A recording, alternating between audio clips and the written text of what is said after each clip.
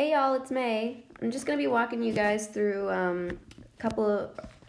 few of these Christmas commissions that are $5 a piece for a full colored shaded bust. This one's just the example one that I was making. Mostly during this video I'm going to be talking about texture because it's something that I've been learning a lot about in school, so you can see that like it's becoming more important to me in my digital stuff as well.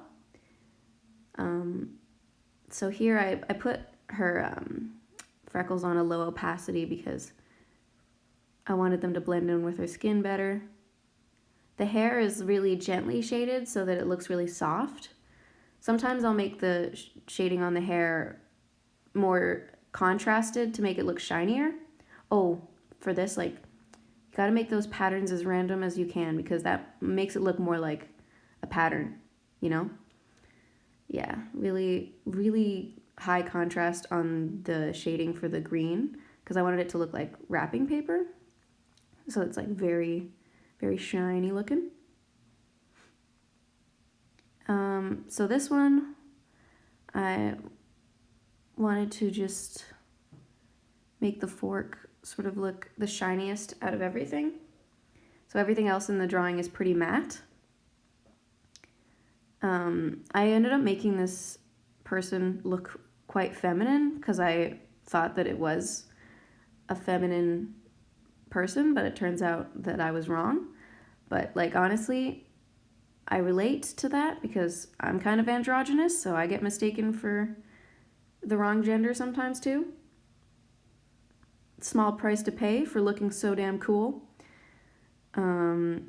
I had a lot of fun doing this plaid. I put it on a low opacity so that when I brought it back up, I could seek out the little mistakes better. And that actually ended up working, so I do recommend that trick. Even though it doesn't really make sense, it'll make sense when you try it. Yeah, that was supposed to be white on the original drawing, but I made it on the original picture, but I made it pink so that it didn't take away from the white of his eyes or the shine of the fork, which I even sort of made less shiny than the picture just because I thought it was too high of a contrast for my art style and the color style. But I think the shine on the face is really effective because it's not too crazy, but it gives it a sense of light. And then I do my sharp angular shading trick, which I am honestly addicted to, and I will not stop. Like I started doing it when I was doing those 90s drawings, and now like it's just so much fun. I really like the way it looks. Yeah, the shine on his hair is really high because his hair is so dark. This is a really dark character. The character sheet that like the person gave me was pure black, like pure digital black, and I refused to use that based on my training and my teachings. Like I can't bring myself to. First of all, I just don't think it looks good. Second of all, like it just doesn't work with the rest of the colors for the drawing, for the painting, so I just didn't do it. I just did a very dark red and sort of a dark brown for his hair.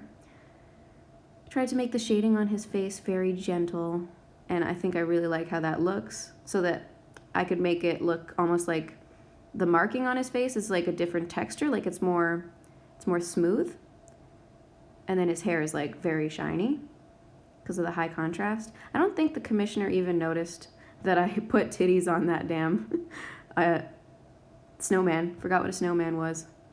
Almost called it an iceman. I need to get some sleep. I ended up fixing the knitting because I didn't like how that looked. I'm pretty happy with how the texture of the Santa hat ended up.